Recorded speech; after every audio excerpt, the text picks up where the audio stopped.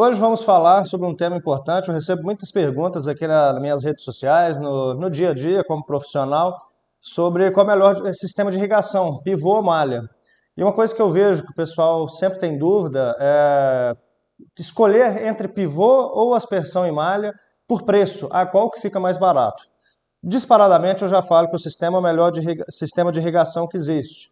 Tecnicamente, ele é muito melhor. Você tem um cano enterrado e uma tubulação por cima da terra. Não é tão simples assim, mas é um sistema muito menos complexo, tem uma liquidez maior. Se você quiser trocar ele de lugar, vender daí para os outros, você consegue levar embora.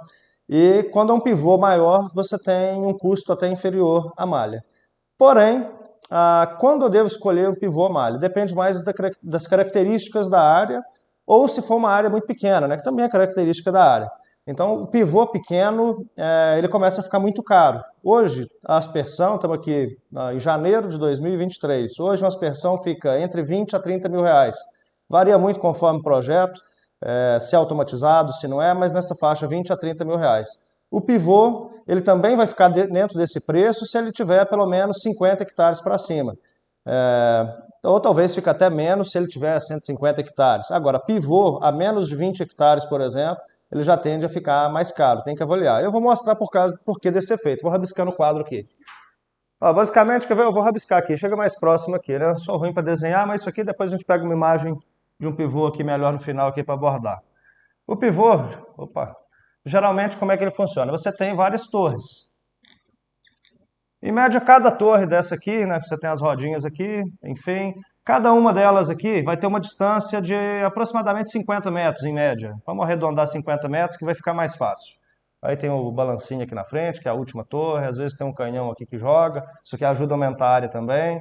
Enfim, cada torre dessa aqui, vamos dizer que você tem 50 metros. Beleza.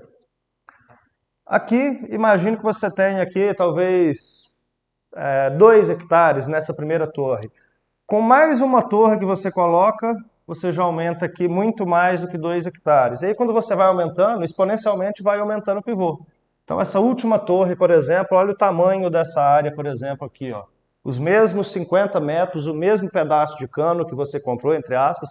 Claro que vai aumentar a vazão um pouco aqui, vai aumentar o diâmetro da tubulação, enfim. Mas dilui muito porque você aumenta essa área aqui. Então, essa é a questão do pivô. Quanto maior a área, mais vai diluir o preço dele. Já na aspersão, já não tem essa questão. Então, mostra aqui uma imagem de aspersão. Você vê que na aspersão, por exemplo, a gente consegue preencher toda a área.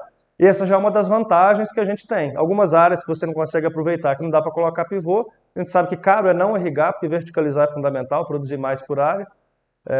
Então a aspersão elétrica é uma opção bem interessante. E hoje a gente faz muito projeto híbrido.